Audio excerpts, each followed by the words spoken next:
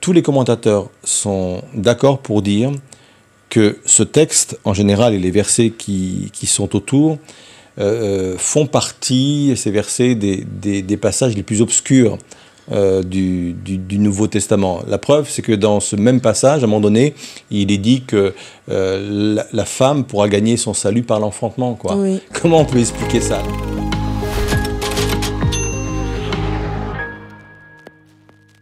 Bonsoir et bienvenue à ELM en question. Nous allons revenir comme d'habitude sur le message de dimanche dernier et c'est Noël Miller que nous avions avec nous. Ce soir, c'est Daniel qui répondra aux questions. Bonsoir Daniel. Bonsoir Myriam.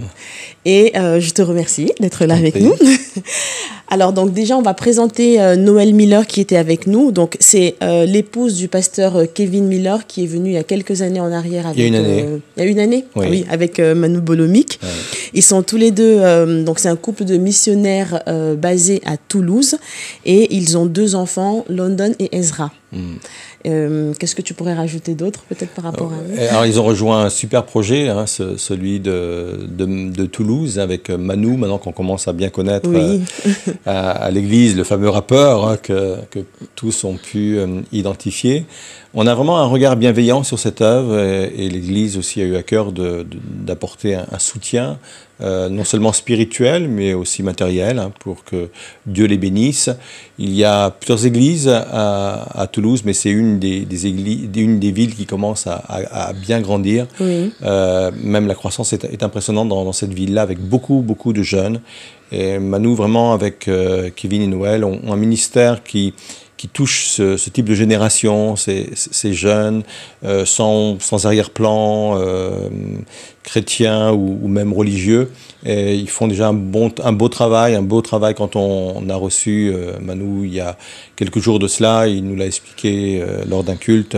C'est une belle croissance. Et ils sont partis de zéro, en fin de compte, ils sont partis de rien. Oui. Et en France, comme ça, il y a des beaux projets où on part sur des implantations d'églises, on part de rien. Et c'est bien parce qu'il y a de la place pour ça en France. Et justement, donc le couple missionnaire, Kevin et Noël, sont venus s'associer à ce projet, quoi. D'accord, super. Et en fait, donc je voulais juste aussi mettre l'accent sur un point, c'est que Noël et Kevin Miller sont tous les deux pasteurs. Il ne s'agit pas simplement de dire que c'est un couple pastoral, mais dans lequel en fait Noël accompagnerait simplement son mari dans le ministère, mais elle a été également reconnue comme pasteur. Et ce qui nous amène tout doucement donc vers le premier sujet que nous allons aborder ce soir, qui concerne la question brûlante du ministère féminin dans l'Église ici. Alors, avant toute chose, donc j'ai quand même recherché ce que ça voulait dire pasteur. Hein. C'est un terme certes qui est familier, mais c'est quand même bien de se rappeler ce que ça comporte. Donc, un pasteur ou une pasteur est une personne qui exerce des fonctions de gestion et d'enseignement dans une communauté ecclésiale chrétienne. Et le terme désigne un ministre du culte protestant ou évangélique. Alors, je vais commencer donc par la question qui, enfin le passage en fait qui justifie habituellement le fait qu'une femme ne puisse pas être pasteur. C'est dans 1 Timothée 2, versets 11 à 19, qui dit: pendant l'enseignement, les femmes doivent rester tranquilles en écoutant avec respect. Je ne leur permets pas d'enseigner ni de dire aux hommes ce qu'ils doivent faire. Elles doivent donc garder le silence. Que penses-tu de ce passage? Quelle est ton interprétation?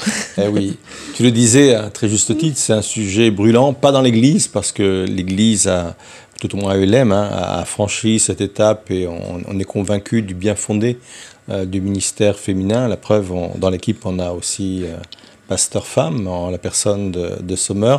Mais sujet brûlant en France, mais pas dans d'autres pays. Hein. Dans beaucoup d'autres pays, le ministère féminin est reconnu, accepté, et je pense que c'est une bonne chose. Et pour répondre donc à ta question, et surtout par rapport au texte que tu viens de citer, en fin de compte, c'est le seul texte sur lequel on se base pour dire non, il n'est pas permis à la femme d'exercer un ministère pastoral. Plusieurs choses sur ce texte. Premièrement, tous les commentateurs sont d'accord pour dire que ce texte, en général, et les versets qui sont autour, font partie, ces versets, des passages les plus obscurs du Nouveau Testament. La preuve, c'est que dans ce même passage, à un moment donné, il est dit que la femme pourra gagner son salut par l'enfantement, quoi. Oui. Comment on peut expliquer ça? Alors, on s'acharne sur la partie concernant les femmes et l'autre, on laisse couler. Non, il faut admettre qu'on n'a pas le recul et peut-être la compréhension nécessaire pour comprendre tout ce qu'il y a autour, pas uniquement de ce verset que tu viens de citer, mais de ce passage en entier. Oui. Deuxième chose, on le dit régulièrement, il est important de ne pas baser une théologie, une doctrine sur un seul verset, parce qu'on peut faire dire n'importe quoi à ce verset. Et là, on a juste que ce verset pour dire non, il n'est pas permis que la femme enseigne. Et ça vient contredire en plus d'autres approches théologiques que nous trouvons dans la Bible. À un moment donné, il est question, et c'est l'apôtre Paul qui en parle, de Junia, Oui. parmi les apôtres. Oui. Et parce qu'on a un regard théologique pensant que le ministère féminin n'est pas reconnu, nous, on a dit que Junia, c'était un homme, en fin de compte. Quand on regarde tous les rapports historiques de l'époque concernant les noms et les prénoms, Junia a toujours été un mot féminin. Toujours. On a retrouvé des traces dans des documents officiels de l'époque et à chaque fois, c'était relié à un prénom féminin. Et quand il est dit, effectivement, quand Paul remercie des collaborateurs, il les nomme même apôtres, et parmi les personnes qu'il nomme, il nomme Junia. Oui. Junia, c'est un nom féminin. Oui, oui. Donc ça veut bien dire qu'il y a une trace féminine dans les ministères tels que cités par l'apôtre Paul. Et puis, il y a d'autres passages dans la Bible quand il est dit que les femmes âgées apprennent, enseignent. Oui. Et c'est la même idée. C'est enseigner, en fin de compte, d'autres femmes à aimer leur mari. Quand on voit aussi ce couple qui pouvait enseigner l'apôtre Paul pour qu'ils connaissent encore mieux Priscilla et Aquilas, pour qu'ils connaissent mieux le message de l'évangile. Elle était là en tant qu'enseignante. Donc, rien que pour toutes ces raisons qu'on vient de citer, oui, la femme a sa place dans le ministère. Et puis, il y a cette prophétie de Joël qui dit que vos filles et vos fils prophétiseront. Et nous, on prend ce texte uniquement comme la prophétie telle qu'on l'entend dans 1 Corinthiens, le don de parler en langue, le don de prophétie. Mais à cette époque-là, ce type de don n'existait pas forcément. Et quand il est question de prophétie, c'est vraiment l'enseignement prophétique. Oui. Les jeunes filles et les jeunes hommes prophétiseront, c'est-à-dire auront aussi un message prophétique au travers de la parole de Dieu à délivrer aux personnes. Et il ne faut pas le voir uniquement dans le cadre d'un don spirituel tel qu'on peut l'entendre, nous, dans notre culture d'église évangélique pentecôtiste. Puis, il y a aussi le factuel, quoi, aussi. Je pense, quand on entend Sommers prêcher ou Noël dimanche dernier, je pense que c'est indéniable. Elles ont reçu quelque chose de la part de Dieu, c'est factuel. Oui. J'ai voyagé dans plusieurs pays du monde et un jour j'étais invité comme orateur à Cuba et c'était un rassemblement de tous les pasteurs et pendant que j'étais là-bas, ils ont reconnu 50 pasteurs femmes à Cuba et il faut savoir qu'à Cuba, actuellement, c'est un pays qui vit un des plus grands réveils. Aujourd'hui, il y a plus de 10% de la population qui sont devenus chrétiens. Et une grande partie sont évangéliques ou protestants et évangéliques. Et si vraiment c'était mal que la femme exerce le ministère, pourquoi il ne faudrait pas s'attendre à ce que Dieu vienne sanctionner tout ça ? Au Brésil, c'est la même chose. Aux États-Unis, c'est la même chose. Avec Patricia, on a eu le privilège d'assister au centenaire des Assemblées de Dieu aux États-Unis. J'étais président des ADD de France à cette époque-là. Et quand on a vu l'histoire de ce mouvement aux États-Unis qui a débuté avec le ministère féminin. Au départ, c'est des femmes, quelques hommes, des femmes, et ils ont marqué leur pays, quoi. Donc c'est factuel, quoi. C'est factuel. Pourquoi Dieu, puisque ce serait interdit, pourquoi Dieu utiliserait des femmes dans tous les pays pour que le ministère de Dieu avance? Maintenant, je suis conscient que c'est un sujet hyper sensible. La preuve, le mouvement auquel on appartient, nous en France, des Assemblées de Dieu de France, ne reconnaissent pas le ministère féminin. Bon, nous, on s'est affranchis par rapport à cela, sans opposition, sans conflit, sans rien du tout. Plusieurs en France, dans notre mouvement, sont pour le ministère féminin, mais on sent que c'est un sujet clivant et je pense qu'on a raison de ne pas se diviser sur un tel sujet. Nous sommes convaincus, je suis convaincu personnellement, et l'Église ULM, dans sa grande majorité, est convaincue du ministère féminin. Si d'autres sont d'autres avis, on respecte leur avis, et surtout ne pas se déchirer sur des questions comme celle-ci, parce qu'il y a fort à faire pour que le royaume de Dieu avance. Mais qu'est-ce qui expliquerait qu'en France, en fait, justement, il va y avoir donc cette objection à ce qu'une femme devienne pasteur et qu'aux États-Unis, ce soit le cas? Est-ce que avant c'était le cas aux États-Unis et ça a changé au fur et à mesure? Non, ça fait. Donc, je te parlais du centenaire, donc déjà il y a 100 ans. Je pense que c'est une culture, c'est culturel. D'accord. C'est culturel. En France, on a été beaucoup marqué par le catholicisme, donc le prêtre. Il y a encore aujourd'hui, d'ailleurs, hein, il n'y a que le prêtre qui peut officier, l'homme qui peut officier. Donc, très marqué par la culture donc, catholique de notre pays, moins marqué sans doute aux États-Unis, qui est un pays quand même récent, les États-Unis, un pays neuf, donc avec moins de lourdeur historique sur ces plans-là, et peut-être aussi dû aux hommes qui ont marqué nos mouvements aussi, et qui ont été des instruments entre les mains de Dieu pour faire de la France et de nos mouvements ce qu'ils sont aujourd'hui. Et peut-être qu'eux, théologiquement, ils n'étaient pas à l'aise avec ce sujet-là. Et peut-être que ceux qui ont marqué effectivement d'autres pays étaient beaucoup plus à l'aise théologiquement sur ce sujet-là. D'accord. Et forcément, ça impacte le pays dans lequel on se trouve, quoi. D'accord. Et donc, bon, alors, je vais en profiter. Cela m'amène à la question suivante qui dit, enfin, qui concerne en fait les critères pour devenir justement pasteur dans le mouvement ADD. Alors là, je parle vraiment de manière large, pas uniquement de dire il faut être forcément un homme, mais déjà de manière large. Et quelque part, tu as déjà expliqué pourquoi est-ce qu'on ne prendrait pas une femme. Oui, tout à fait. Donc nous, on appartient effectivement au mouvement Assemblée de Dieu de France. Donc ils ont un cursus de reconnaissance, et ce qui est très bien d'ailleurs, très bien. Généralement, en moyenne, le cursus dure à peu près 7 années.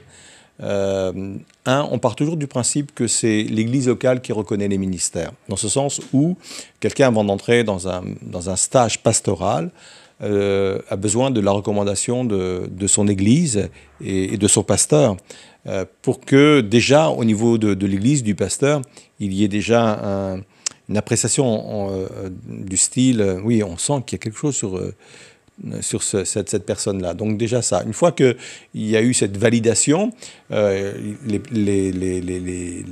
pasteurs candidats rentrent dans une période qu'on appelle probatoire, c'est-à-dire que pendant 2 ans, ils sont probatoires, on les éprouve, comme dit la Bible, il faut les éprouver, les ouvriers, comme dit la Bible. Donc voilà, généralement auprès d'un pasteur plus confirmé. Pendant ce temps-là, ils remplissent aussi un dossier doctrinal. C'est l'équivalent d'un mémoire, en fin de compte, sur plusieurs points théologiques. Ça fait un bon dossier, et corrigé, etc. Dans la nouvelle monture, on va demander aussi une période d'enseignement dans une université chrétienne, soit en ligne ou en présentiel. Ça, c'est à venir. Et une fois que voilà, le dossier doctrinal a été validé, le premier stage a été validé, au bout de 2 ans après, on est capable de le reconnaître comme l'aptitude à la prédication. Donc, ils sont reconnus pasteurs, mais il y a un autre niveau, c'est-à-dire qu'on reconnaît en eux un ministère, on reconnaît qu'ils sont aptes à la prédication, mais il y a un autre niveau, c'est être en charge d'une église en tant que président. Et ça vient au bout. Et ça, c'est au bout de 7 ans, généralement. Donc, c'est tout un cursus avec des validations qui viennent les unes après les autres. Et ça se fait toujours à côté d'un pasteur confirmé et responsable. D'accord, très bien. Donc c'est vraiment bien cadré aussi. Oui, parce qu'il y a une grande responsabilité derrière. Il n'y a pas de pasteur autoproclamé. Après, on leur confie des églises. Oui. Et des églises, c'est pas des laboratoires, quoi. Ils peuvent pas faire n'importe quoi. Tout à fait. Et on veut pas que les églises soient maltraitées. Donc c'est pour cela que, oui, on porte un soin particulier à la reconnaissance, même si on est conscient que l'appel vient de Dieu. Oui. Ça ne vient pas d'un homme. Mais on est là au moins pour confirmer cet appel et pour les accompagner dans leur entrée au ministère, quoi. D'accord. Et c'est le même procédé aussi à l'extérieur, je veux dire en dehors À quelques nuances près, oui. Après, selon les pays, tu parlais de la France ou tu parlais d'autres pays là? D'un autre pays que la France, justement. Oui, oui. C'est souvent le même cursus. Parfois, dans certains pays, ils demandent plus un cursus académique, où là, il faut graduer. Hein. Ils demandent généralement un minimum un bac. Voilà, en théologie. Ça dépend vraiment des pays, mais oui, très souvent, les mouvements structurés ont leur propre reconnaissance et c'est très bien. D'accord, parce que tu me dis là, en fait, une femme est capable finalement de le faire aussi. Ah, bien sûr. Faire des stages, écrire des mémoires. C'est ça. Le point, il est purement théologique, quoi. On n'a pas la même... Parce que tu es intéressé Non, je ne fais pas ça. Mais oui, le point de blocage, il est uniquement sur le plan théologique. C'est le premier point qu'on a vu ensemble. Ouais. D'accord, très bien. Alors, je vais te poser une question qui pourrait un petit peu titiller. Hein. Ça ne serait pas la première, vas-y. Est-ce que considérer qu'une femme peut être pasteur, donc le fait aujourd'hui de reconnaître le ministère féminin, est-ce que ce ne serait pas un petit peu à l'image de la société aujourd'hui qui change avec la montée du féminisme, avec la libération de la femme Qu'est-ce que tu en penses? Franchement, si c'était effectivement le mobile, il serait pas bon, quoi. Oui. Il serait pas bon. D'ailleurs, la Bible dit ne vous conformez pas au siècle présent. Et la démarche, elle n'est vraiment pas là, quoi. C'est pas se mettre au goût du jour, quoi. La démarche, elle est vraiment dans le fait que oui, on se prive de ministère en se privant de ministère féminin. Oui. Ça qui est pour moi qui est assez grave. On peut avoir des avis différents, des approches différentes, mais si on part du principe, comme je l'embrasse comme idée, que le ministère féminin est vraiment un ministère reconnu par Dieu, à chaque fois qu'on est contre, on se prive de ce ministère-là. Et ce n'est pas nous, c'est le corps de Christ qui est privé de ce ministère-là. Donc la démarche, elle est plus là que d'être à la mode, à la page. C'est vrai que c'est dans l'air du temps, hein, il n'y ait plus de différence, qu'il y ait une égalité entre hommes et femmes, y compris dans les professions. Hein. Oui. Mais c'est vraiment pas la démarche, quoi. C'est vraiment pas la démarche. Ouais. D'accord, très bien.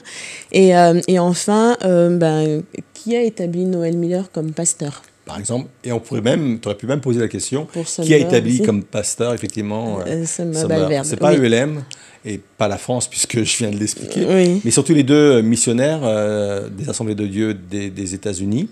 Et comme ils reconnaissent là-bas le ministère féminin, donc c'est le mouvement des Assemblées de Dieu des États-Unis qui les a reconnus pasteurs. Donc, oui, il y a une validation qui a été faite par un pays de par leurs origines, quoi. Ouais. D'accord, très bien. Je te remercie. Je t'en prie. Donc, maintenant qu'on a posé justement donc, les jalons de la légitimité de la pasteur Noël Miller, nous allons maintenant décortiquer le message de dimanche dernier qui était très édifiant au demeurant. Et le message s'intitulait « Le temps de Dieu ». Donc, je vous propose maintenant donc d'écouter ensemble notre première vidéo de la soirée et nous reviendrons par la suite vers les premières questions. God invites us to wait. Dieu nous invite à attendre. He gives us an opportunity to learn time in a different dimension. Il nous donne l'opportunité d'apprendre le temps, d'appréhender le temps dans une dimension différente. I have an image for us today. J'ai une image pour nous aujourd'hui. And these are all the ways that we would define time.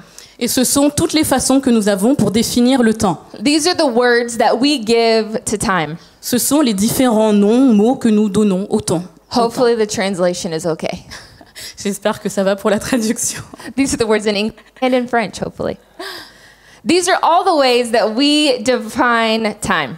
Ce sont toutes les façons par lesquelles nous définissons le temps. But what does God say about time? Mais qu'est-ce que Dieu dit à propos du temps? In the book of James, in 4 verses 14, Dans Jacques 4, verset 14, I'll let you. il est dit « Pourquoi tu ne sais même pas ce qui arrivera demain? Qu'est-ce que ta vie? Vous êtes une brume qui apparaît pour un peu de temps et qui disparaît ensuite. » God's focus is not on time, but rather eternity. Dieu ne se concentre pas sur le temps, mais plutôt sur l'éternité. I believe that God honors time, Je crois que Dieu donne de l'importance au temps, but he values eternity. mais ce qui est encore plus important, ce à quoi il donne de la valeur, c'est l'éternité. God gives us months and days and weeks. Dieu nous a donné les jours, les mois, les semaines. He gives us rhythm. Il nous a donné un rythme He honors time, auquel il donne de l'importance, de l'honneur, but he values eternity. mais ce qu'il valorise, c'est l'éternité. God is not limited by, he doesn't limit his works and his ways by time that is defined by man. Dieu ne limite pas ses œuvres et ses voies par le temps qui est défini par l'homme. God is not limited by the months and weeks and years we put on him. Dieu n'est pas limité par les mois, les semaines, les années que nous lui donnons. We serve a God that operates on eternal perspective. Nous servons un Dieu qui agit avec une perspective de l'éternité. Le titre de ce premier extrait n'est pas très original, puisque c'est le même que celui du message, c'est « Le temps de Dieu ». La première question que j'ai pour toi, Daniel, c'est que, alors en tant que pasteur depuis plus de 30 ans maintenant, est-ce que tu as constaté... C'est pour souligner mon âge, c'est ça, plus de 30 ans. Je n'ai rien dit. D'accord. Peut-être que tu as commencé tout jeune. Est-ce que tu as constaté un changement dans l'attitude des fidèles? Est-ce qu'aujourd'hui, on est moins patient qu'avant? Et si oui, comment est-ce que tu pourrais expliquer cela? Alors, c'est sûr que la société a changé, mais bon, l'impatience, elle existe depuis tout le temps. On le voit bien dans la Bible, il y a des personnages qui ont manifesté une impatience qui parfois leur a coûté cher. On pense à Abraham, bien entendu, on pense à Saül et à d'autres. Mais je pense effectivement qu'on est dans une société qui a perdu la valeur du présent, en fin de compte. Pour différentes raisons, parce que tout est fait pour qu'on gagne du temps. Oui, c'est vrai. Il faut qu'on gagne, on ne sait pas pourquoi, mais il faut qu'on gagne du temps. Il faut qu'on gagne du temps d'aller du point A au point B, c'est pour ça qu'on augmente les technologies.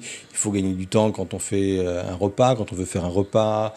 Micro-ondes, ça date déjà depuis un certain temps, mais il y a plein de plats tout préparés. Bref, il faut à tout prix gagner du temps.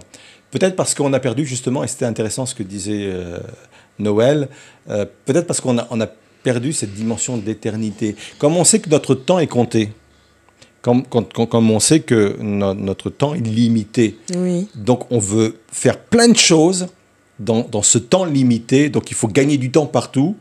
Et puisqu'il faut gagner du temps partout, on n'a plus le temps d'attendre, en fin de compte. C'est pour ça qu'elle a répété à un moment donné, il faut attendre. Et quand on rentre dans une dimension éternelle, ça ne veut pas dire qu'on devient lent d'un seul coup, mais le présent nous est proposé, nous est présenté différemment. On a conscience du présent et on commence à avoir de la valeur par rapport au présent parce qu'on le met, on l'inscrit dans un temps éternel, quoi. Et là, on sait très bien que on n'aura pas le temps de tout faire sur cette terre, mais c'est pas grave, Oui. parce qu'il y a une vie encore bien meilleure qui nous attend derrière. Et c'est ça, en fin de compte, la notion éternelle du temps, c'est qu'on ne se sent pas obligé de mordre la vie par les deux bouts parce qu'on n'en a qu'une, et après on ne sait pas où on va. Nous, on sait où on va. Oui. Donc, on profite du temps présent, on profite du temps là, chaque jour, et puis si on n'a pas le temps de tout faire, c'est pas grave, on a l'éternité derrière, quoi. Oui. Et ça change vraiment la mentalité, et cette dimension est éternelle. Et puis on est dans une société également où on fait beaucoup de projets parce que on pense qu'on doit s'accomplir par des projets. Et quelqu'un qui fait des projets, il est toujours dans l'avenir, quoi. Oui. Toujours dans l'avenir. Et il ne profite pas du présent. Et toujours dans l'avenir. Je sais ce que c'est. Je suis un homme de projet. Et je sais que c'est un piège. Et j'ai toujours besoin d'un projet pour pouvoir me sentir bien. Mais il ne faut jamais oublier que, oui, les projets, c'est bien. Mais les projets ne doivent pas nous amener constamment dans l'avenir. Mais prendre le temps de profiter. Donc oui, attends. Je crois qu'elle a dit plusieurs fois à Noël. Hein. Oui. Il faut attendre. Il faut attendre, patient. Je n'avais pas vu, alors après je ne sais pas si c'est vraiment ce que tu voulais soulever là, mais je n'avais pas vu en fait ce passage, enfin cette partie-là en fait sur le fait d'attendre comme cela. Je le vois aujourd'hui comme profiter du temps présent sans être systématiquement en train de courir, prendre la vie par les deux bouts comme tu disais. C'est de dire que je fais ce que j'ai à faire dans le temps présent. Si je ne peux pas, de toute façon, il y a une succession. Enfin, non seulement il y a l'éternité déjà, mais je veux dire, dans ce que je fais actuellement, il y aura toujours une personne derrière pour reprendre. Oui. Un peu comme Moïse qui devait s'occuper du peuple hébreu. À un moment donné, il n'était plus là. C'est Josué qui a pris la relève. Et ainsi de suite. C'est un petit peu ce qui est ressorti là. Non, mais tout à fait, mais c'est une approche qui tient effectivement qui tient la route, dans ce sens où, oui, il y a ce domaine-là. C'est un peu ce que disait aussi la parole de Dieu quand elle dit apprends-nous, cette prière, apprends-nous à bien compter nos jours, à bien utiliser nos jours. Chaque jour suffit sa peine. Donc voilà. Et puis si tu ne peux pas faire aujourd'hui, tu le feras demain. Et si ce n'est pas toi, comme tu le disais, qui le fait, Dieu n'est pas dépourvu, il a quelqu'un d'autre pour prendre la suite. Effectivement, il y a eu des hommes remarquables comme Josué qui ont pris la suite de Moïse et d'autres, quoi. Et formidable. Et ce sera toujours le cas. Oui. Profitons de l'instant présent. Amen. D'accord. Et en ce qui concerne donc par exemple une promesse que Dieu nous a faite par rapport à l'accomplissement d'une prière, quand justement les circonstances ne sont pas favorables et au contraire même elles semblent à l'opposé, comment est-ce qu'on peut rester dans la dynamique et éviter la lassitude? Ouais, il y a un passage qui m'a toujours impressionné concernant Abraham. Espérant contre toute espérance. Oui. Et il y aurait beaucoup de choses à dire sur le sujet. C'est continuer d'espérer quand tout autour de nous dit que c'est plus la peine d'espérer en fin de compte. Espérant contre toute espérance. Et là, c'est pour ça il est dit à un moment donné concernant Abraham qu'il a porté ce regard sur l'invisible, quoi. Et je crois qu'à un moment donné, il faut arrêter de pouvoir juger la pertinence de l'exaucement que Dieu veut accomplir uniquement au travers de ce qu'on voit autour de nous, quoi. Il ne faut plus vivre par la vue, mais par la foi, parce que sinon on va être découragé. Et c'est ça le conseil, c'est garder toujours les yeux sur la promesse, espérant contre toute espérance, même si les signaux à l'extérieur me disent le contraire. Moi, mes yeux se portent sur ce que Dieu dit. Et c'est un peu ce que je disais en introduction, avant de laisser la place à Noël dimanche. Le réel n'est pas la vérité, quoi. La réalité n'est pas la vérité. Le réel, c'est ce qu'on voit. La vérité, c'est ce que Dieu a proclamé, quoi, et dit sur nos vies.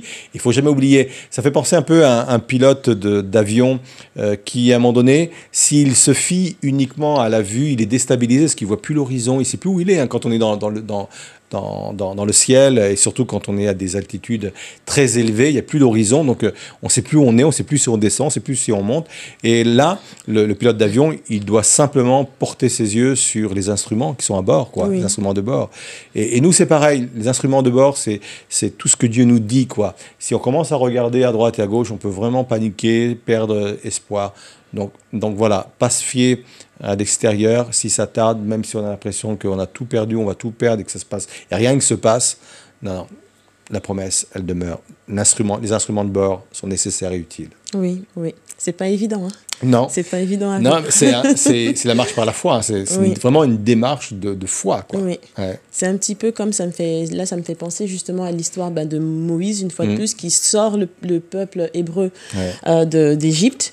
Et à un moment donné, donc on a l'armée égyptienne à l'arrière et on a la mer Rouge devant. Je me dis, mais comment est-ce qu'on va faire? Il nous a promis de nous emmener. Et là, est-ce qu'à ce moment-là, il aurait pensé que Dieu aurait permis que les eaux s'ouvrent? On ne sait pas. Et c'est la même chose, en fait, finalement, dans nos vies. On n'a pas forcément toujours la perspective de ce que Dieu a prévu comme solution, mais il faut lui faire confiance. Oui, tout à fait. Il a une solution. Oui. Il a toujours une solution, puis il est toujours à l'heure, donc c'est rassurant. Oui. Oui, merci. Et donc, alors, tout ce que nous faisons, en fait, donc, ici, a une portée éternelle. C'est ce qu'on disait tout à l'heure. Et on sait que, justement, des récompenses nous sont réservées dans le ciel. Par contre, est-ce qu'on peut avoir des récompenses différentes alors que nous sommes sauvés par la grâce uniquement et non par des mérites et par nos œuvres? C'est-à-dire que parfois, il y a cette notion de récompense plus importante dans le ciel. Tout à fait. Alors, c'est une théologie, hein, elle s'appelle le tribunal de Christ. C'est un événement qu'on va connaître après l'enlèvement de l'Église. Alors le mot tribunal fait peur. C'est un tribunal pour les croyants. Hein. C'est pas le tribunal où le monde va se retrouver devant le trône blanc et que le livre de vie va être ouvert, etc. Non, c'est pour les croyants. Mais c'est pas un tribunal qui va dire si on est sauvé ou on n'est pas sauvé. Oui. Si on se retrouve devant le tribunal de Christ, on peut souffler, c'est qu'on est sauvé. On est dans la bonne pièce, quoi. On est du bon côté, quoi.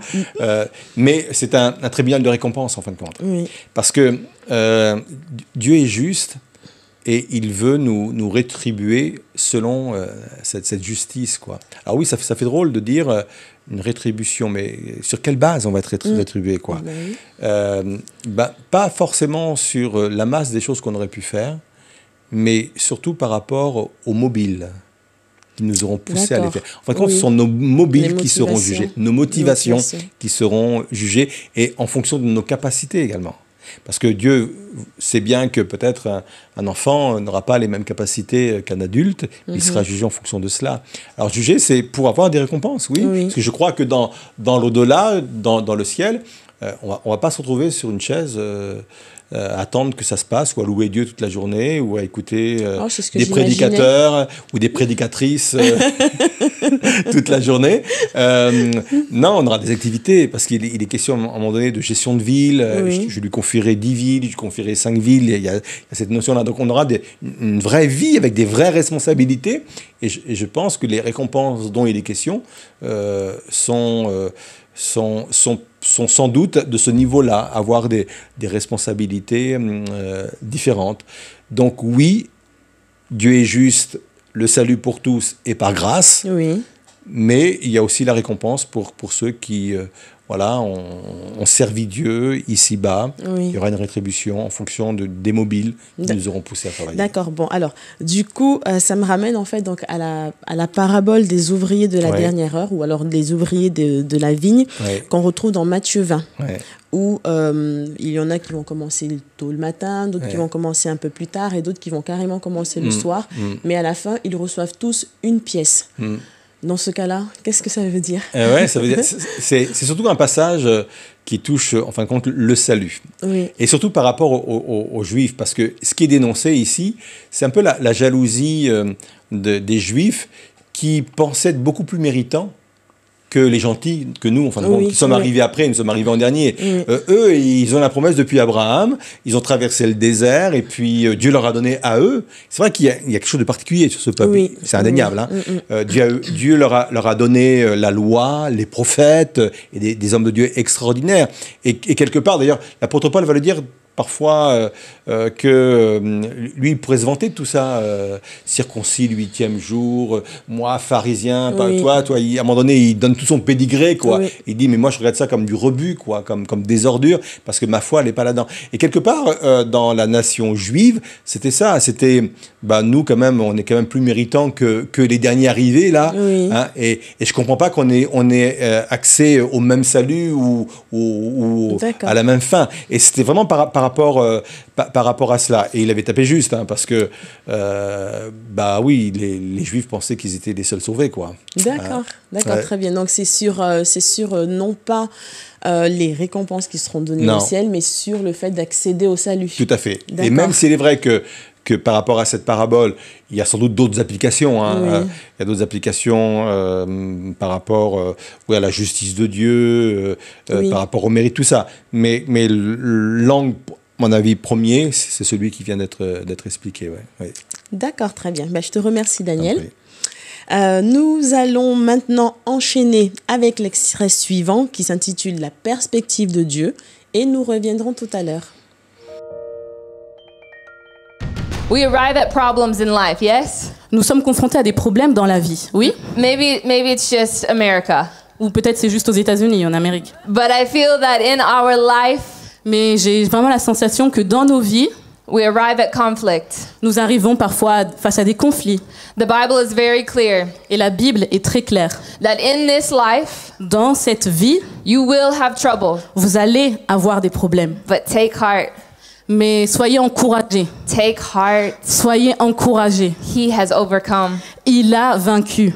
We will have problems. Nous allons avoir des problèmes. And today I want to look at the problem from Habakkuk's point of view. Et aujourd'hui, j'ai envie de regarder justement les problèmes qu'Habakkuk a pu avoir. So Habakkuk 2:1. Habakkuk 2, verset 1. Qu'est-ce que Dieu va répondre à mes questions? Je me prépare au pire. Je vais monter sur la tour de guet et scruter l'horizon. J'attendrai de voir ce que Dieu va dire. Comment il va répondre à ma plainte. So what did Habakkuk do when he faced his problem? Donc, qu'est-ce qu'a fait Habakkuk lorsqu'il a été confronté à ces problèmes? In order to have an eternal perspective, Pour avoir cette perspective éternelle, he climbed the tower. il est monté sur la tour de guet. He climbed the tower. Il est monté sur la tour. Sometimes in our struggles, Et parfois, dans nos difficultés, in our problems, dans nos problèmes, we have to gain an eternal perspective. on a besoin d'acquérir cette perspective éternelle. And that requires us to climb the tower. Et cela va nous demander de monter sur la tour To change our perspective. pour changer notre perspective. I recently was in the mountains with my family, Dernièrement, je suis partie à la montagne avec ma famille and they're so big. et elles sont immenses. My boys, I have 2 sons, J'ai 2 fils and they are climbing the mountains, et ils montaient, ils escaladaient la montagne and they're like, I'm tired. et ils disaient « Oh, je suis fatiguée, My legs. ma jambe, Come on, guys. allez, Let's take the mountain.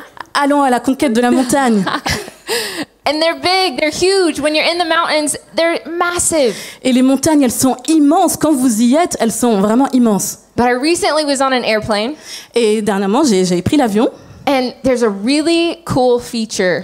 et il y a vraiment quelque chose de cool dans l'avion. There's the ability for you to see what the nose of the airplane sees. Vous avez la possibilité de voir, donc avec un écran, ce qui se trouve devant l'avion. There's a camera right there. Il y a une caméra qui se trouve là devant l'avion. And so you can see as the plane takes off, Et alors que l'avion décolle, and as it's in the air, et alors qu'il est dans les airs, and as it lands.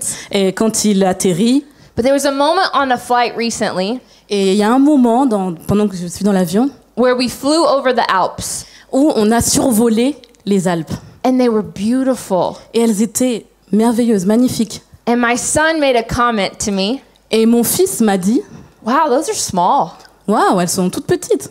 Those are really small mountains. Ce sont des toutes petites montagnes. Oh, really? Ah, vraiment? He had a different perspective. Il avait une perspective différente. Sometimes we climb mountains in our life Et parfois, nous allons escalader des montagnes dans nos vies and we think we're never going to get over this mountain. It is too big. et on pense qu'on n'arrivera jamais au sommet, qu'elles sont trop grandes. I have a certain time I must get over this mountain. Et je me dis, waouh, il va falloir que j'escalade cette montagne. But when we gain a heavenly perspective, Mais lorsque nous avons cette perspective divine, when we climb the tower, lorsque nous montons sur la tour, oh, we begin to see how big our God is and how small the mountains actually are. alors nous commençons à voir combien notre Dieu est grand et combien les montagnes sont petites. We get a heavenly perspective. Nous avons une perspective divine. Alors, la perspective divine. Quand on vit une situation difficile ou alors qu'on est confronté par exemple à la misère, à l'horreur ou peut-être la décadence, que ce soit près de nous ou au loin, comment justement avoir la perspective divine dans ces cas-là? Comment est-ce qu'on peut justement se dire qu'on peut retirer quelque chose de positif à long terme? Ouais. On en parlait la semaine dernière quand j'ai prêché « Puisse faire confiance » à Dieu, je pense, et pour rejoindre aussi et relier avec le message de Noël, je pense qu'il faut toujours analyser nos situations, quelles qu'elles soient, à la lueur de l'éternité, quoi. Oui. Sinon, effectivement, on va trouver que les choses peuvent être injustes, quoi. Oui. Pourquoi on vit cette dureté. Donc j'en parlais la semaine d'avant, quand c'est moi qui ai apporté le message, quand Dieu a fait sortir Abraham de la tente et dit regarde les étoiles, et il a ajouté si tu peux compter. Oui. Moi je pense que Dieu a de l'humour aussi, il savait très bien qu'il n'allait pas pouvoir compter. Je disais effectivement qu'il est estimé qu'on peut simplement voir à l'œil nu que 2000 étoiles, alors qu'il y en a des milliers et des milliers, et même dans des galaxies énormes, etc., et qu'il a dû même pas voir 0,001% de ce qu'il y a comme étoile. Et ça veut dire qu'il y a tout un aspect qui nous échappe, en fin de compte. Et ça, je crois qu'il faut l'admettre. Oui. Tant qu'on n'aura pas ce regard à la lueur de l'éternité, Dieu est éternel, et tous ses plans sont éternels, et tout ce qu'il voit est tellement supérieur à ce que nous, on voit. À un moment donné, il faut lâcher, quoi. Il faut lâcher, il faut dire, ouais, j'admets que je peux pas comprendre. Je suis pas de niveau. On joue pas dans la même cour, en fin de compte. Oui. C'est ça qu'il faut se dire. C'est un peu comme Job, à un moment donné. À un moment donné, Job, il va dire, il va se reprendre, il va se repentir. Quelqu'un me le faisait remarquer hier dans un entretien pastoral, quand à un moment donné, il dit, mais c'est injuste. Et puis Dieu lui dit, mais qui es-tu pour juger ce qui est juste et ce qui est pas juste, quoi. Et là, ça nous remet à notre petite place, quoi. Ah oui. Et je pense qu'il faut admettre qu'il y a des choses qu'on ne maîtrise pas, quoi. Nous, on est dans un temps, on est dans une compréhension hyper limitée, même si on peut avoir un cerveau à 3 étages pour certains, mais on est hyper limité. On voit qu'une petite partie de l'étendue du ciel et l'étendue du projet de qui est Dieu. Et lâchons et dire, on est des petits joueurs, on n'est pas dans la même cour, on n'est pas dans la même compétition, quoi. Et ça, il faut l'admettre, il faut l'accepter. Et il faut régulièrement avoir ce recul par rapport à tous ces événements. Oui, d'accord. Et est-ce qu'il est possible, en fait, d'éviter de nourrir de l'amertume ou alors d'éviter peut-être la comparaison vis-à-vis de notre prochain lorsque nous vivons les mêmes combats que cette personne et que ce dernier sort de la tourmente avant nous? Oui. Comment peut-on éviter d'être dans l'amertume? Ouais, je pense qu'il faut partir du principe qu'on est tous uniques, en fin de compte. Oui. Donc, puisqu'on est tous uniques, et merci Seigneur, c'est une preuve d'amour extraordinaire, hein. Parce que ce qui est unique a de la valeur. Hein. Des fois, il y a des timbres qui vaut des milliers d'euros, oui, parce qu'ils sont uniques, en fin de compte. Hein. Et quand on est unique, c'est parce Dieu a voulu qu'on manifestait la valeur que nous possédons et nous avons. Donc ça veut dire qu'on a des dons différents, on a des parcours différents, oui, on a des destinées différentes. Donc les chemins des uns et des autres sont différents, donc on ne peut pas se comparer. On peut pas se comparer. Mon chemin n'est pas ton chemin, et si toi, à un moment donné, ton chemin est plus dur, c'est parce que ta destinée peut-être est tout autre. Oui. Et ça, il faut l'accepter. Ça me fait penser quand les enfants étaient jeunes avec nous, donc un fils aîné, Quentin, et 2 filles. Et quand on partait en vacances, on aimait aussi aller souvent en montagne. Et la randonnée, on l'a pratiqué quand même pas mal. Et on faisait souvent 2 parcours. On faisait un parcours avec la famille, donc mon fils qui était l'aîné, mon épouse et nos 2 filles. Mais c'était un parcours adapté, quoi. Et encore même adapté, comme c'était moi qui préparais le parcours, je me faisais crier dessus, quoi. À chaque fois qu'il me disait « c'est loin, papa », je fais « non, c'est juste à côté ». Et quand je disais juste à côté, et au bout d'1 quart d'heure, on n'était toujours pas à côté, je me suis fait traiter de menteur, quoi, plusieurs fois. Bref, on faisait ça, mais très souvent, le lendemain, avec mon fils, on faisait soit le même parcours ou un autre parcours, parce que lui il était en âge d'aller plus loin. Et là on kiffait entre mecs, quoi. Et puis il y avait ce lien aussi père-fils, quoi, qui était intéressant, parce qu'on était d'un autre niveau quelque part. Oui. La vie, c'est ça, en fin de compte. On a des résistances différentes, on a des appels différents, on n'est pas constitué de la même façon, donc voilà, il faut admettre, si Dieu peut-être nous laisse plus longtemps dans une épreuve, oui, c'est parce que lui juge qu'on est capable de la supporter, et il juge que j'ai encore des choses à apprendre, parce que derrière, il y a des choses qui m'attendent, qui sont peut-être importantes pour moi, des responsabilités ou autres. Donc voilà, oui, on est unique, et il faut l'accepter. Oui, c'est ça. Donc ça nous permet effectivement d'éviter d'être en train de peut-être d'envier la situation d'une autre personne, parce que je veux dire ce qui nous attend au bout n'est pas la même chose. Tout à fait. Ouais, il faut l'admettre. Ouais. D'accord. Et à contrario, par exemple, lorsqu'on estime que on n'a pas commis de grands péchés, et à l'inverse, en fait, d'une autre personne, que notre punition, par contre, punition, je mets entre guillemets, bien entendu, qu'elle semble plus grande. Comment est-ce qu'on peut gérer cela? Parce qu'on le voit, par exemple, avec l'exemple de David et Saül dans la Bible, deux rois en Israël. Saül, lui, il a juste fait preuve d'impatience. Il n'a pas attendu que Samuel arrive pour faire les sacrifices. Et David, par contre, lui, il a été un homme adultère, il a été même un meurtrier, mais ils n'ont pas eu, on va dire, la même rétribution de la part de Dieu. L'un a été destitué du royaume, et puis David, au contraire, il a assis le royaume de David. Qu'est-ce qu'on pourrait penser de cela, en fait? C'est ça. Ce qui pourrait paraître comme une injustice, encore une fois. Hein. Oui. Ouais. Déjà, Saül, je pense qu'il ne faut pas résumer son cœur et sa situation au fait qu'il a été impatient, qu'il n'a pas su attendre Samuel. C'était déjà un gars orgueilleux, etc. Oui. etc. Bref. Mais néanmoins, la question est très intéressante parce que, en fin de compte, les deux n'ont pas eu le même rapport à la repentance. Ce qui a sauvé David, malgré les erreurs qui semblent plus graves que ceux de Saül, c'est qu'il avait une disposition à se repentir. Oui. Saül, lui, a été dans un simulacre de repentance. Quand il a dit oui, honore-moi devant les autres, voilà, je demande pardon, honore-moi devant les autres, c'était je veux retrouver ma place tout de suite, quoi. Je veux trouver mon rang, mon honneur, je veux que les autres me voient, qu'il n'y a pas de problème, quoi. C'était un simulacre de repentance. Et ce qui a fait la différence pour David, c'est vrai. Il a fait des choses qui n'étaient pas bien, mais il avait une aptitude à la repentance extraordinaire. Et c'était pas un jeu, hein. C'était pas un jeu en disant je fais, de toute façon je vais me repentir. Non, ça ne serait pas marché avec Dieu. C'est un homme selon le cœur de Dieu, est-il dit. Et je crois que c'est ça, à un moment donné, qui fait la différence. C'est notre aptitude à nous repentir. Il y a une telle puissance dans la repentance. On le voit bien avec le temps des juges. Il est dit à un moment donné comme un refrain, ils firent encore ce qui est mal auprès de l'Éternel, etc. Et à chaque fois, ils étaient dans le malheur, quoi. Oui. Et il suffisait qu'ils crient vers Dieu et qu'ils se repentent pour que Dieu change leur situation en envoyant un nouveau libérateur, etc. Ils n'avaient pas acquis d'armes sophistiquées, ils n'avaient pas acquis une nouvelle vision, une nouvelle prophétie, une nouvelle promesse.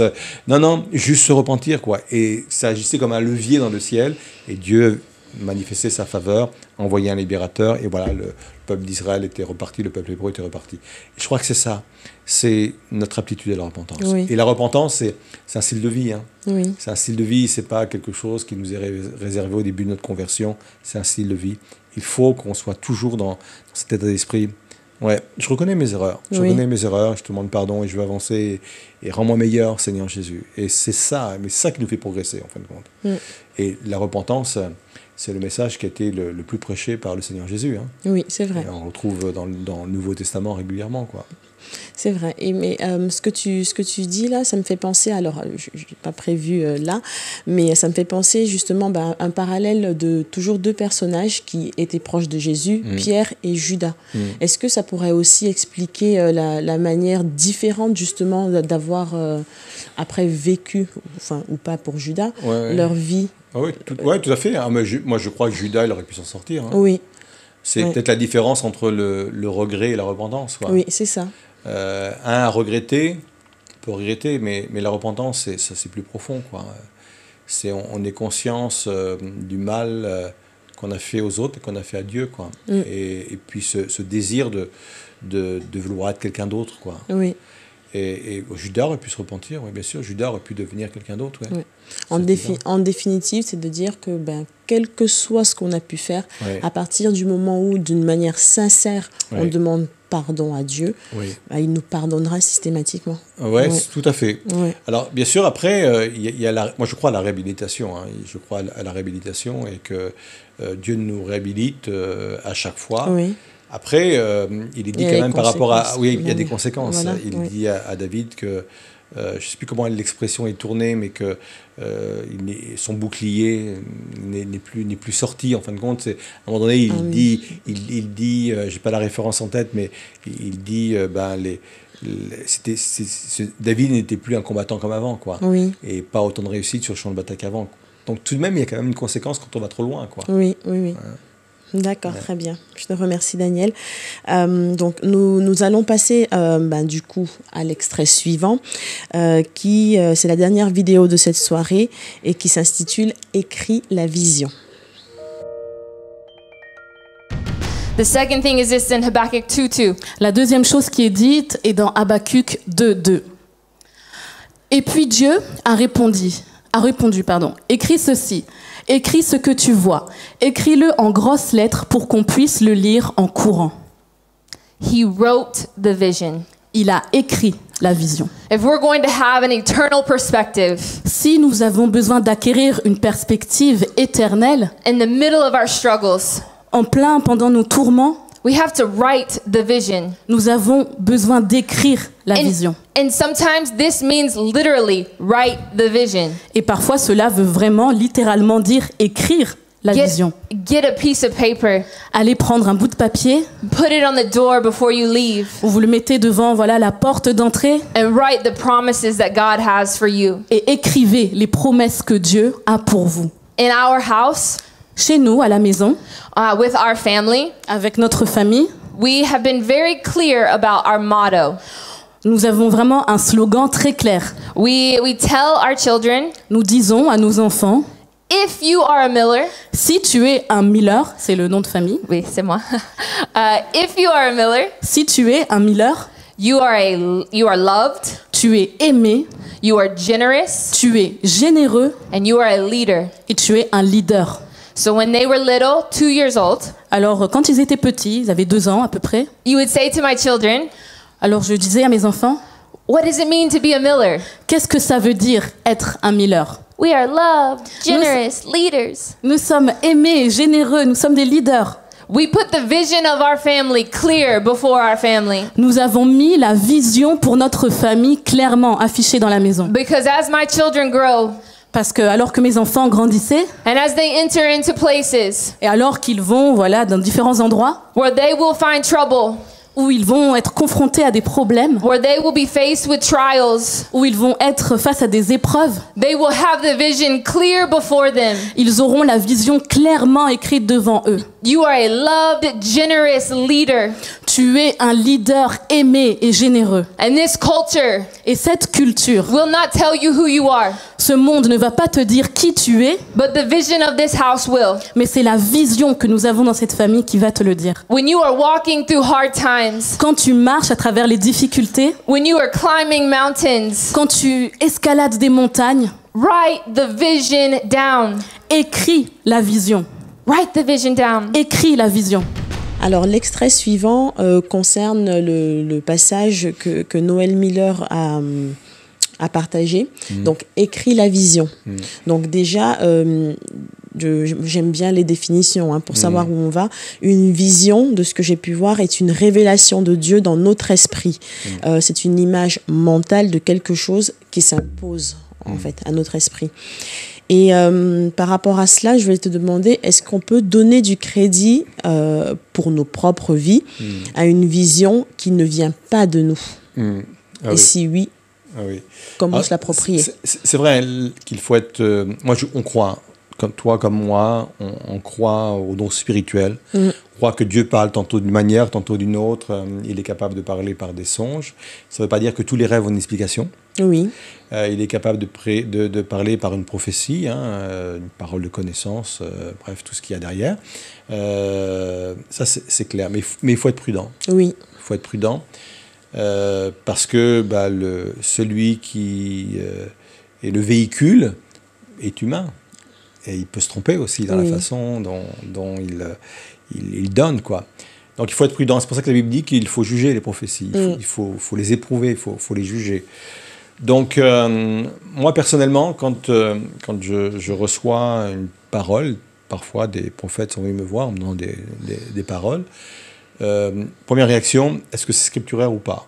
Est-ce que ça rentre dans le fil de la parole de Dieu? Oui. Est-ce que ça ne vient pas contredire la parole de Dieu? Parce qu'à un moment donné, il est même dit dans la parole de Dieu que si même un ange de lumière venait, ou un ange tout court venait nous dire quelque chose qui est contraire à la parole de Dieu, il faudrait qu'il soit anathème, rejeté, quoi. Donc voilà, il faut dire, est-ce que ça se tient bibliquement? Deuxièmement, j'ai remarqué que très souvent, ça venait conforter et développer une pensée qu'on avait déjà sur le cœur. Oui. Où Dieu nous avait déjà parlé et ça venait confirmer, quoi. Et ça fait du bien quand ça vient confirmer, ou des fois ça vient détailler. On avait une idée mais pas précise, et la prophétie ou la vision vient donner des précisions supplémentaires. Et quand je ne sais pas, je laisse décanter en fin de compte, mais je le fais dans la présence de Dieu. Je dis, voilà, je ne sais pas quoi penser de ça, c'est-à-dire éclaire-moi. Oui. Et j'ai souvent cette réaction quand ce sont des paroles un peu où on met les choses en avant, où on nous promet des grandes choses, etc. Moi, je ne suis pas quelqu'un qui m'emballe facilement sur ce sujet, donc très respectueusement, j'écoute, parce que ma mère m'a appris à être poli, quoi. Donc j'écoute, et après je prends la distance. Je l'emmène dans la présence de Dieu et je le fais passer au travers du filtre de ma communion avec Dieu. Oui. C'est-à-dire, révèle-moi. Si ça vient de toi, révèle-le-moi, que ça fasse écho dans mon cœur, que tu me le confirmes autrement, parce que parfois, je garde, et si ça m'est confirmé par une deuxième personne, là, je commence à... Parce que quand Dieu parle deux fois dans la Bible, ça veut dire porte attention. Oui. C'est pour ça qu'il dit parfois en vérité. Il le dit deux fois. Il dit, faites attention à ce que je vais vous dire là. Oui. Donc, quand c'est répété deux fois, j'y porte attention, quoi. Ouais. Mais on a raison, il faut être prudent. Oui, d'accord. C'est pas de dire que voilà, j'ai eu une prophétie, ou du moins une vision qui me plaît bien, et que j'apporte crédit. Tout de suite, il faut d'abord aller dans la présence de Dieu pour se la faire confirmer. D'accord. Et en ce qui concerne le fait d'écrire justement une vision, quels sont les bienfaits? Alors, j'étais impressionné de la version qu'elle a utilisée, Noël. Je ne la connaissais pas. Mais je crois que c'est une traduction personnelle, non? Tu crois? Je ne sais pas, parce que c'était relié au texte. Et il est dit en grosses lettres, écrit là en grosses lettres, afin que tu puisses la lire en courant. Et j'ai bien aimé la version en grosses lettres, tu puisses la lire en courant. Je pense que la première qualité pour écrire, ou la première raison pour écrire une prophétie, c'est pour qu'on s'en souvienne, quoi. Bien sûr. Et qu'on s'en souvienne dans des moments où peut-être il va falloir courir, quoi. Il va falloir être agité, quoi. Et j'ai bien aimé en grosses lettres, ça soit compréhensible, quoi. Ça soit lisible tout de suite, quoi. Et que oui, voilà. Et l'écriture nous aide à cela. Moi, je pense que la première chose, c'est pour ne pas l'oublier. J'ai écrit plusieurs paroles, hein, moi, que Dieu soit m'a donné personnellement dans ma communion avec le Seigneur, et qui parfois datent d'il y a 15 ans, quoi. C'est écrit et ça me permet de revenir dessus et de voir la progression et de voir ces paroles s'accomplir en fin de compte. Oui. Et ça m'aide, et parfois Dieu vient m'ouvrir une porte sur une parole en disant, toi, je vais te donner plus de détails par rapport à ça. Et je le fais régulièrement. J'aime écrire ce que Dieu me dit. Oui. Ouais. C'est là que tu en trouves les bienfaits. Mais du coup, en fait, quelle est la puissance qu'il peut y avoir justement dans le fait d'écrire? Alors, juste pour dire, je me rappelle qu'en début d'année, pour cette nouvelle année, justement, tu parlais du fait que c'était important de devoir écrire. En fait, on parlait, c'est sûr, des résolutions qu'on pouvait se donner. Et donc, quelle peut être justement la puissance dans le fait d'écrire? C'est une façon de s'approprier, surtout des promesses que Dieu aurait pu nous donner, d'un texte biblique, etc. C'est se l'approprier. En fin de compte, c'est à moi. Oui. C'est à moi. Et on peut s'identifier. Et je pense que la puissance, elle est là. Elle est dans le fait de je m'approprie. J'y crois tellement. Je crois vraiment qu'elle est à moi, que je l'écris de ma propre main. Donc c'est reconnaissable, puisque c'est moi qui l'ai écrit. Oui. C'est reconnaissable. Je fais comme si que je la reconnais comme étant à moi. c'est avec mon écriture. Et je trouve qu'il y a une puissance dans le fait d'écrire ce que Dieu nous donne. Et encore une fois, je crois que je l'ai dit il y a quelques émissions de cela, Dieu a un rapport particulier avec l'écriture. Hein. Oui. C'est pas pour rien que le premier livre imprimé, c'est la Bible, quoi. Et qu'il a voulu se révéler à nous au travers de la Bible, quoi. Bien sûr, la nature, mais la nature est là uniquement pour nous aider à nous poser des questions. Et la Bible est là pour répondre aux questions. Oui. Et voilà, le rapport que Dieu a à l'écriture, c'est impressionnant, quoi. C'est impressionnant. Combien de fois il a dit à Moïse et à d'autres, écris ce que je te dis, écris. Pour en garder le souvenir, hein, Mais le fait de le faire, on s'approprie. Et s'approprier, c'est une démarche de foi. Hein. Une démarche de foi. C'est ça qui donne de la puissance, c'est qu'on donne de la foi. Quoi. Oui, ouais. Effectivement, c'est vrai qu'on a plusieurs fois, comme tu le disais là, de toute façon, vu dans la Bible qu'il est régulièrement mentionné de graver, d'écrire, de mettre devant nos yeux, en fait, donc soit les promesses, soit la parole de Dieu. Donc d'où la puissance. Ouais. Alors donc, nous sommes arrivés à la fin de cette émission. C'est passé très vite. Ah oui. Donc, je te remercie, Daniel, d'avoir apporté donc, ton regard sur le message du dimanche dernier. Pour terminer, est-ce que tu voudrais dire un petit mot en anglais pour Noël Miller? I don't know. My name's Dan. Mais je suis très limité. Moi, j'ai l'anglais des aéroports. Quand je suis dans un aéroport, j'arrive à me débrouiller pour l'essentiel.